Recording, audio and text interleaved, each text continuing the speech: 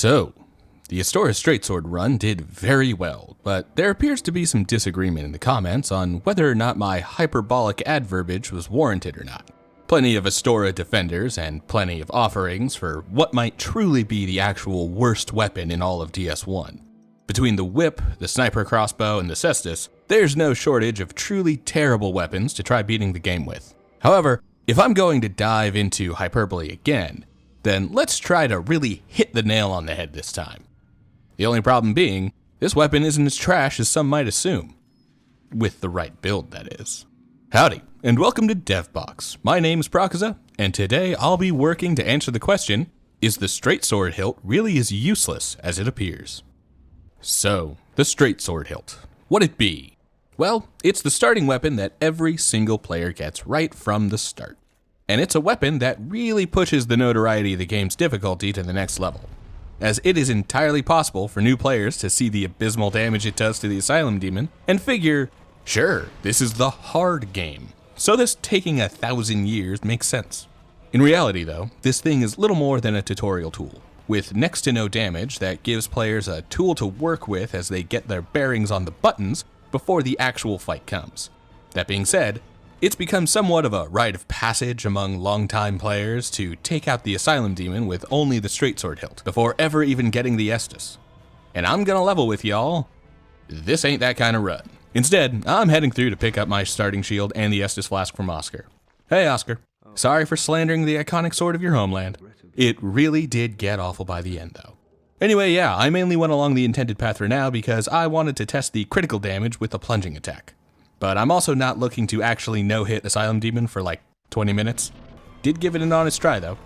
Oh, and turns out the plunging attack is Garbo. Like, I understand that the critical is 100 like most non-dagger weapons, but I didn't think the plunge would be that bad. Kinda was hoping this would be a way easier fight with like a third of the boss's health gone right from the start.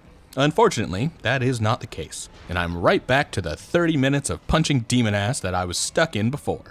The shield and extra heals saved my ass enough to know that this wouldn't have been the run without them. All the same, we make it through and head into Lordran proper.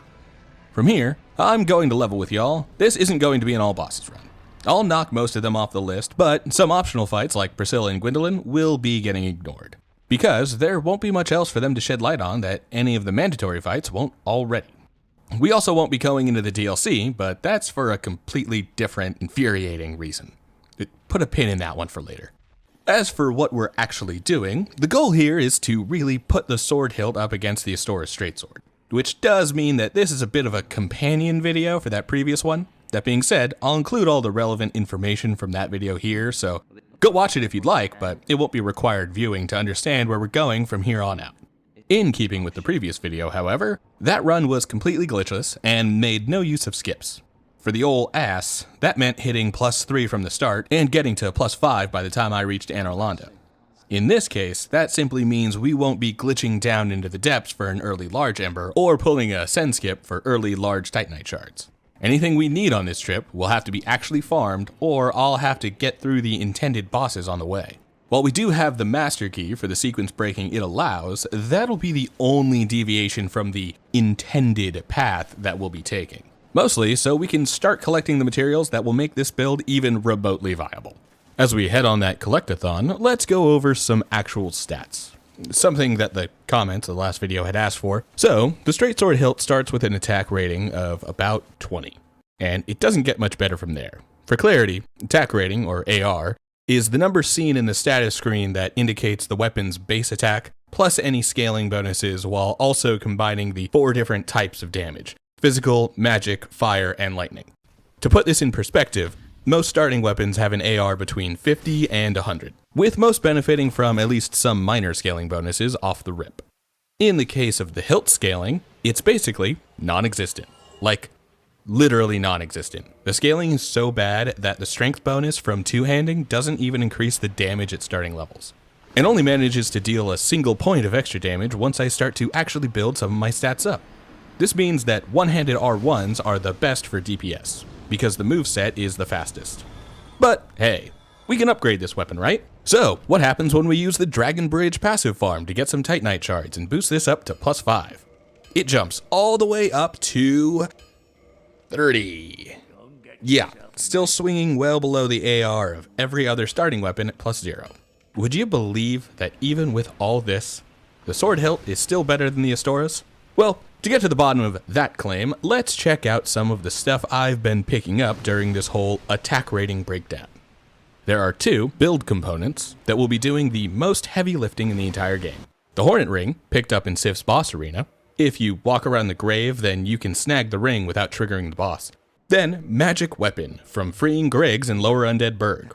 We also got a catalyst in the room Griggs is locked away in. Now, this is going to be the star of the show for the entire run. Was going to say most because there were some other options that can improve the weapon, but we'll get to those when we get to them. For now, we can test out our new spell and ring on the weakest boss we can find, the Tauros Demon. Alright, with a Hornet Ring and Magic Weapon empowered plunging attack, there's no way the Tauros Demon can stand up against... Huh? So it's gonna be one of those runs. Cool. Great even.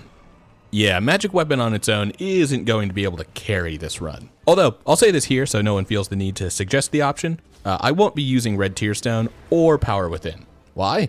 Well, I didn't use it for the Astora's run, so Hyper Mode is off limits here as well. Why didn't I use it there? Well, couldn't really tell you, but it felt kinda antithetical to either of these runs. I'm looking to actually test the limits of these weapons, not the limit of Hyper Mode. We already know that's crazy powerful, but what about the weapons themselves? Well, in the case of the Magic Weapon infused sword hilt, it manages to do the job, with gravity giving the final push I need to get the Tauros Demon past the finish line.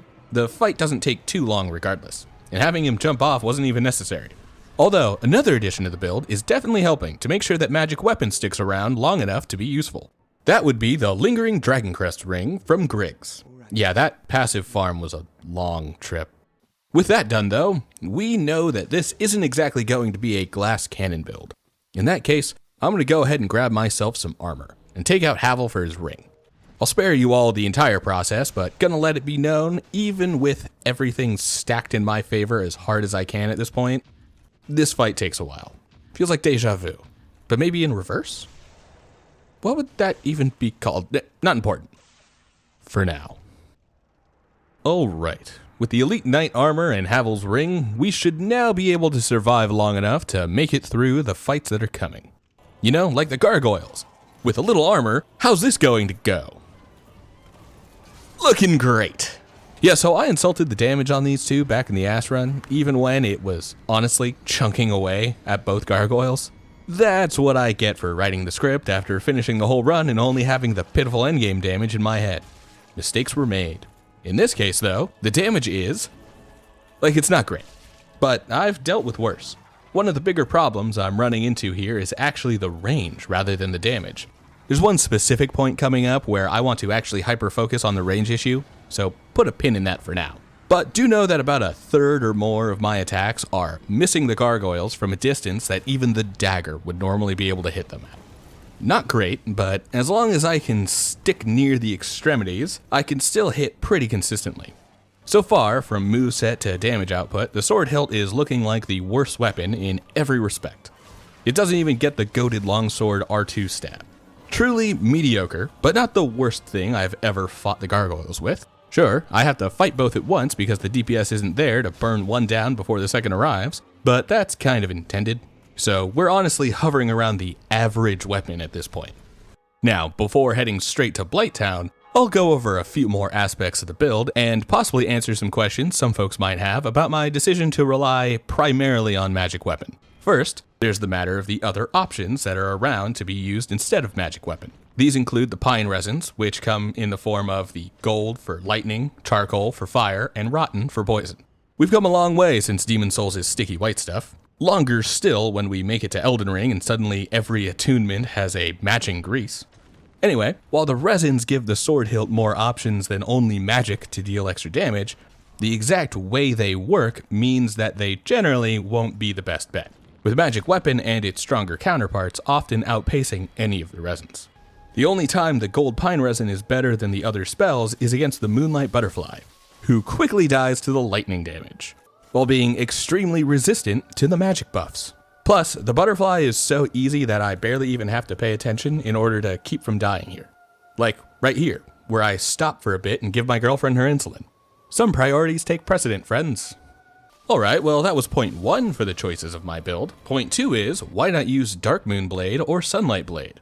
Fantastic question. And while they can technically be acquired without beating any bosses, that would require skipping through Sen's Fortress and into Anor Londo, which is a problem if I'm only using the Sword Hilt, because both of these skips require other weapons. I mean, the Sen skip only requires a fist, so no weapon doesn't really break the rule as much, but getting past Iron Golem requires a greatsword. So getting to Anor Londo early simply isn't viable. Also, both Dark Moonblade and Sunlight Blade have heavier faith requirements than any of the magic weapons have for intelligence. That being said, Dark Moon and Sunlight are extremely strong, but they still run into even more problems. Namely, you can only cast each one once, and only one can be used at a time, because getting Sunlight Blade requires killing Gwendolyn, which means the Dark Moon Blade can't be used anymore.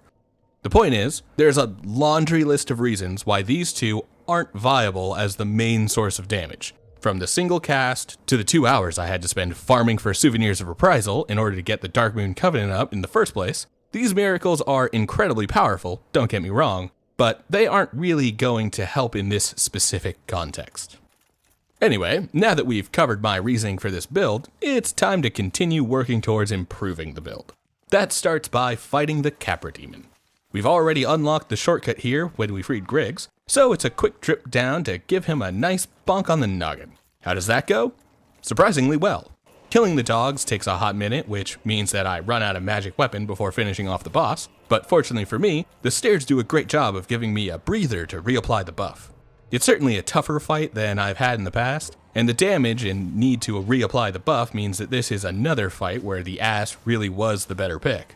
However, now that we've made some extra progress, we can start working on upgrading our weapon again.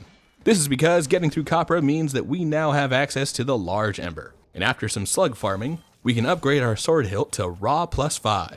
Without heading down for the very Large Ember early, Raw 5 is the strongest we can get right now. We'll be going for that +15 eventually, and spoiler alert, the leveling really doesn't matter.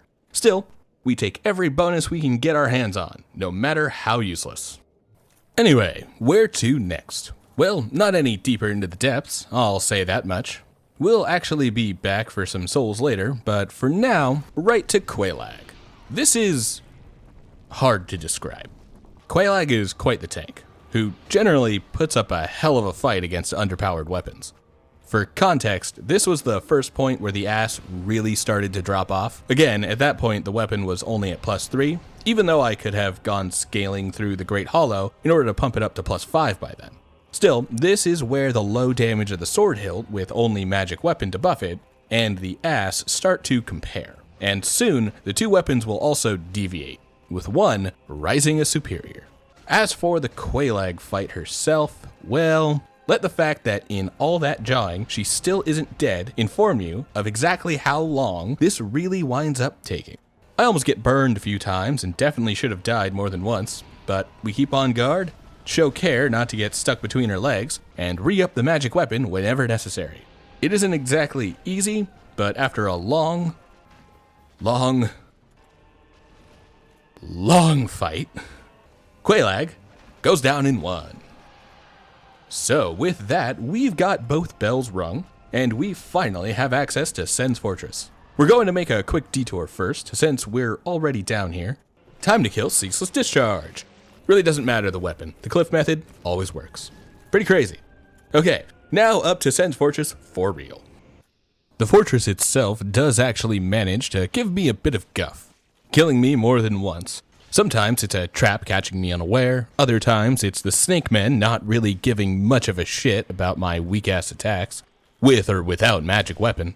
That leaves us with running as our best option for most encounters. Although, on the path through, I do still manage to pick up the covetous gold serpent ring, as well as the ring of steel protection. Neither are the most important parts of the build moving forward, but they both have their uses at certain points. Finally, I also make sure to pick up Logan and send him back to Firelink. He'll be very important later. Alright, boss time. We've stripped the fortress of everything important. What now? Well, now it's time to fight the Iron Golem.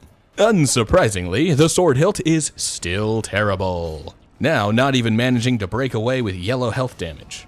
It even struggles to both cause a stagger and a fall. Wait, I thought this run was supposed to be about how this weapon is good, actually. When's that supposed to happen?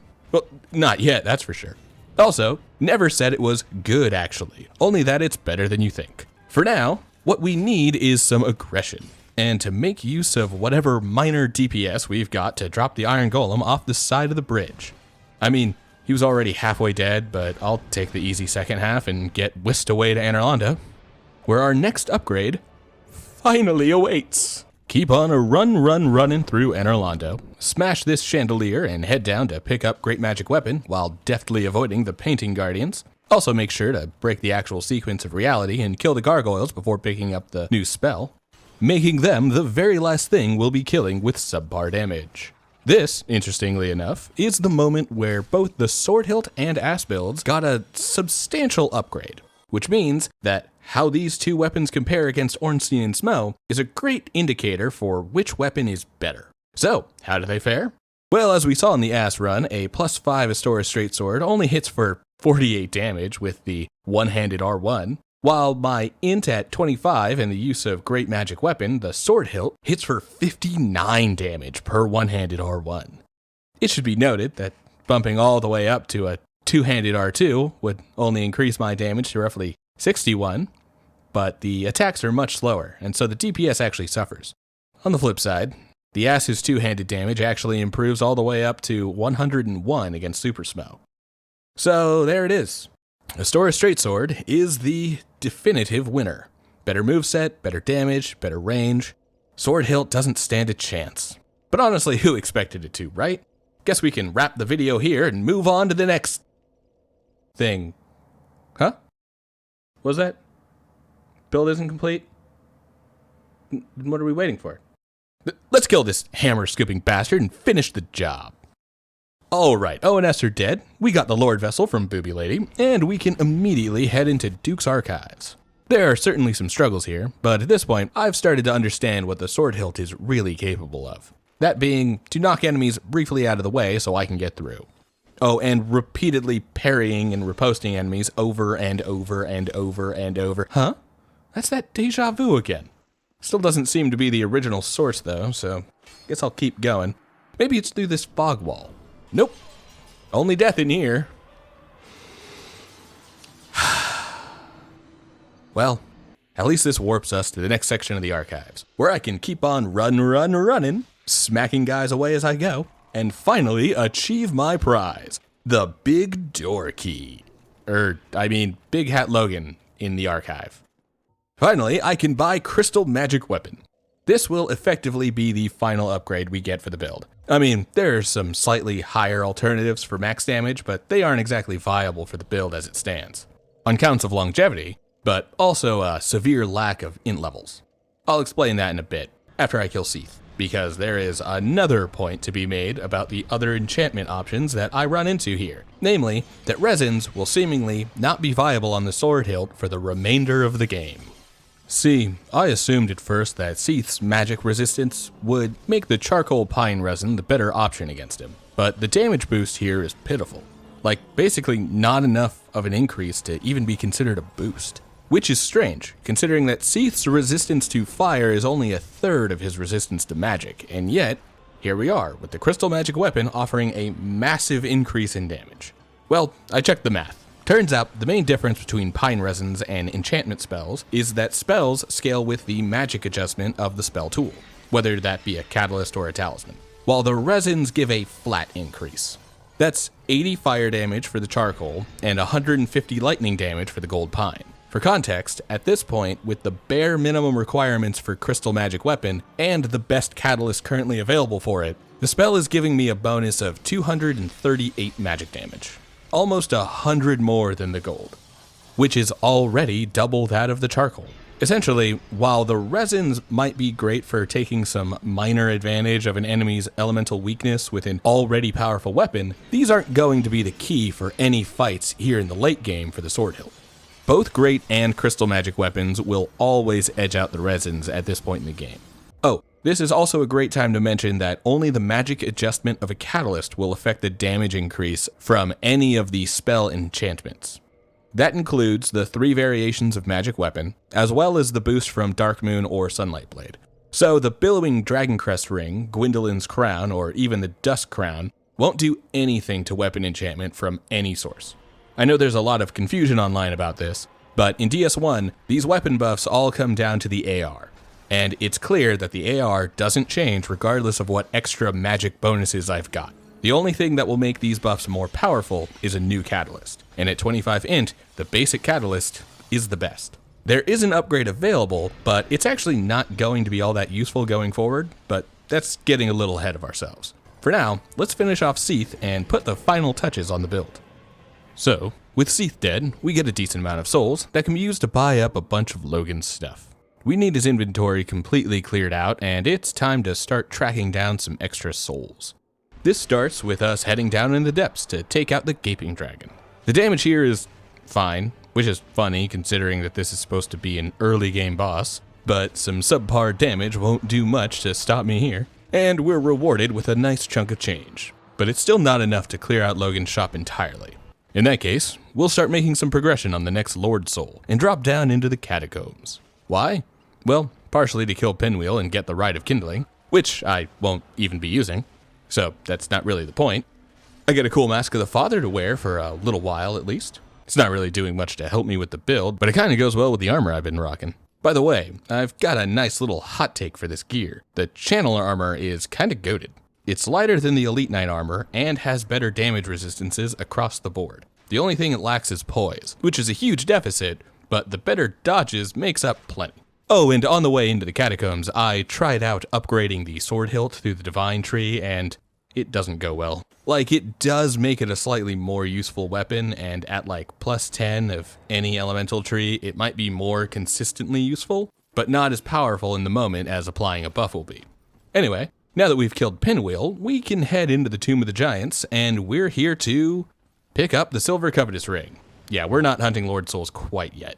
We're build crafting, and that means we're heading to my preferred soul farming location.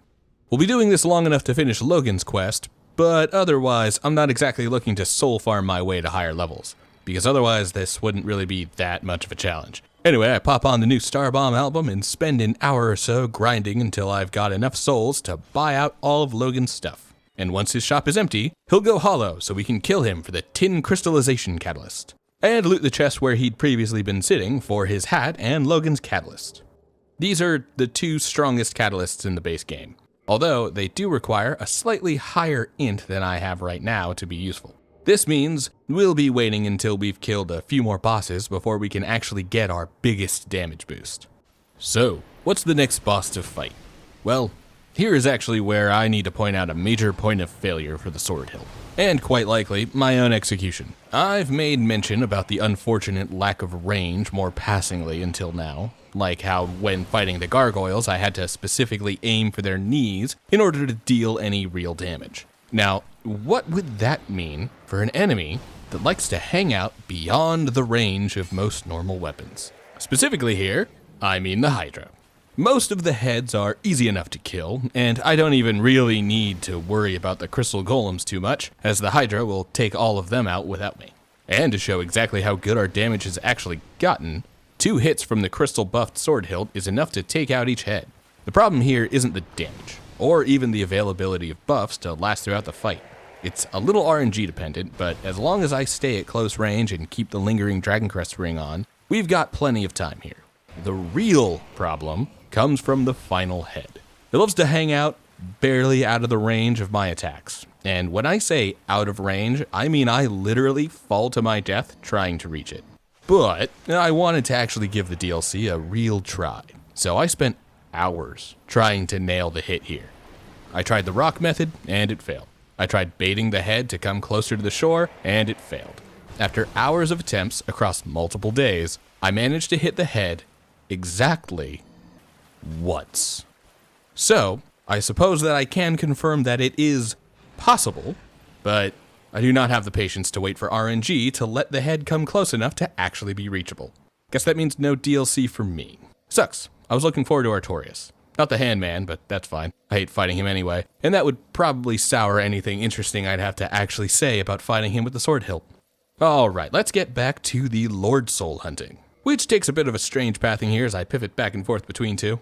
For now, it's time to prepare to take on the toughest of the four. Yeah, I know I don't have the tin crystallization catalyst online yet, but that was never going to work against the Four Kings. No matter how much it might boost the damage of Crystal Magic Weapon, dropping it down to one cast will cripple me in this war of attrition.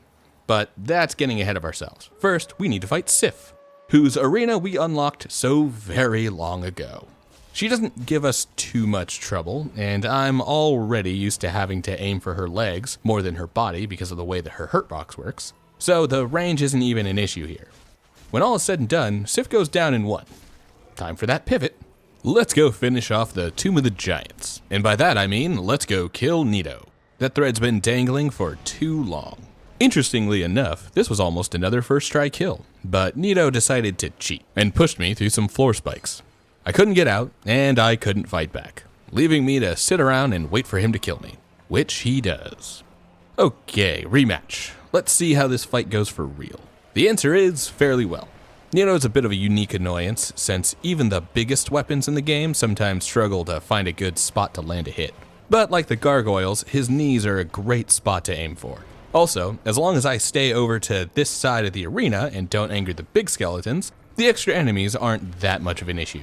In fact, I don't even have to focus on them for the most part. Nito takes care of them for me.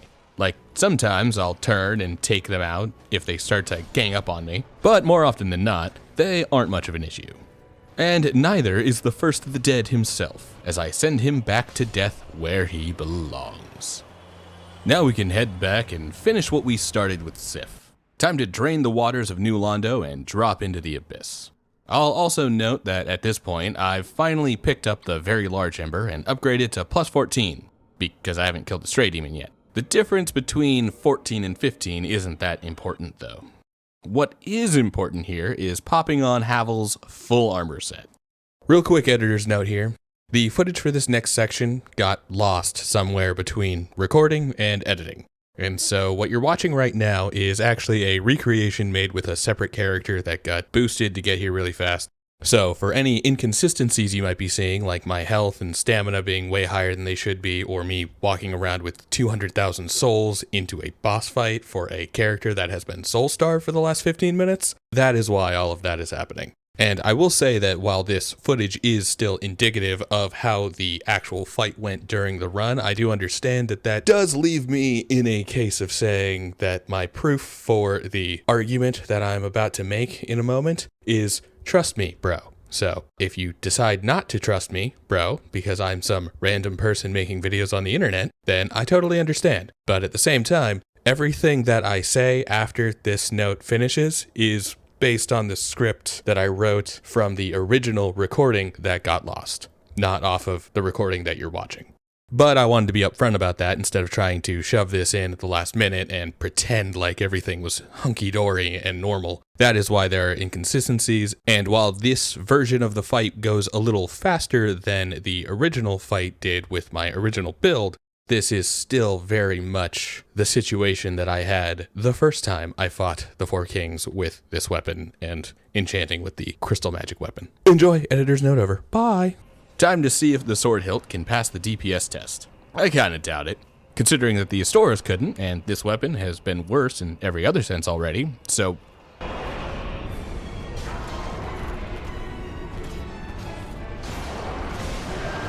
Wait, Did the fucking sword hilt kill one of the Four Kings before the others could spawn?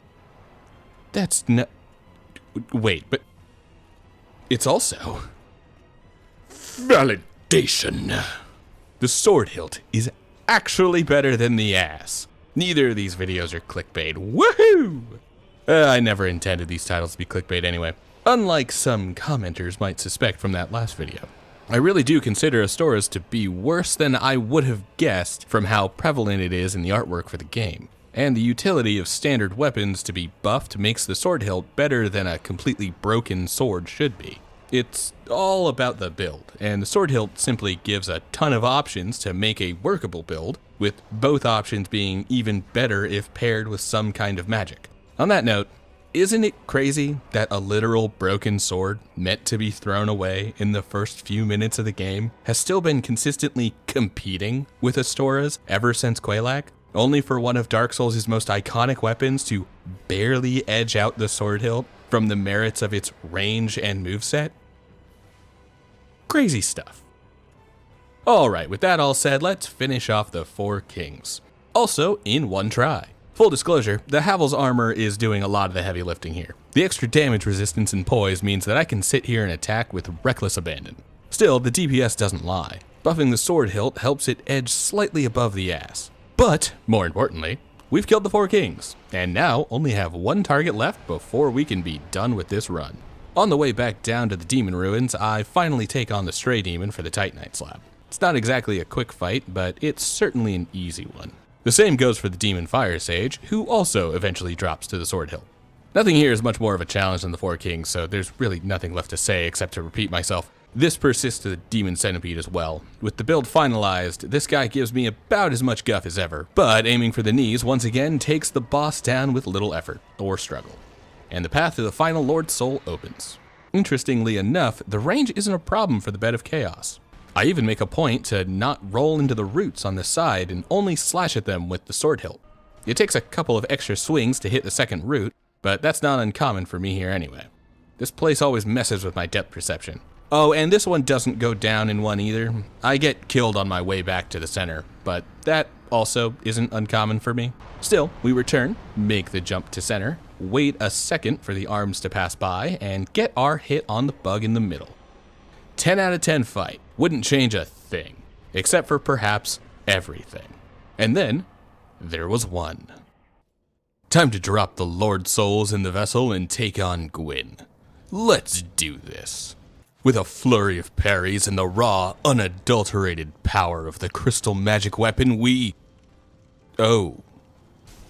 That is some terrible damage.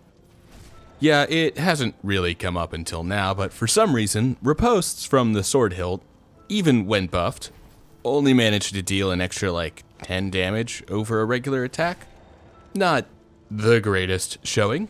That feels like an underwhelming end though. What if we show off the true power of the sword hilt? The aspect of the weapon that really makes it better than anyone might think.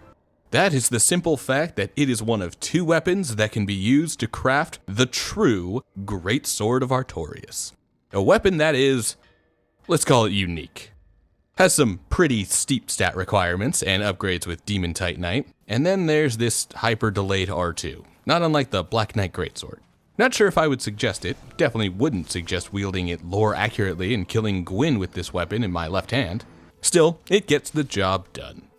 So, how did the Straight Sword Hilt fare against Dark Souls? Well, obviously the damage wasn't very good, and upgrading was almost entirely less... What? Oh, you want me to go back and do it right? Take out Gwyn with the sword hilt for real and not some unrelated great... Fine. Alright, well, while I sit here and parry Gwyn for 10 minutes, let's actually go over the build. So, did this run really highlight the power of the sword hilt, or whatever?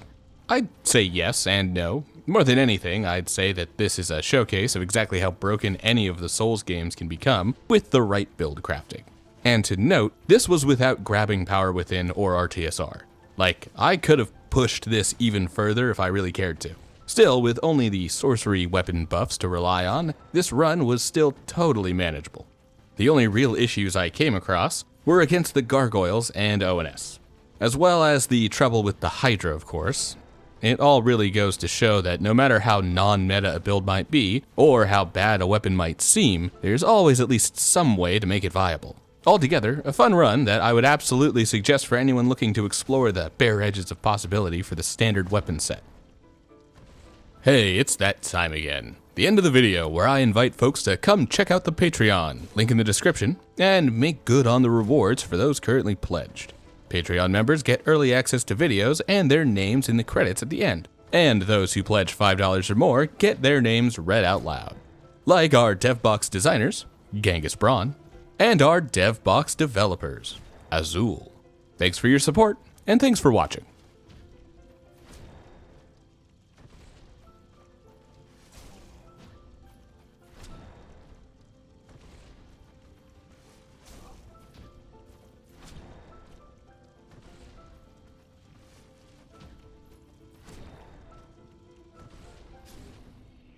Finally.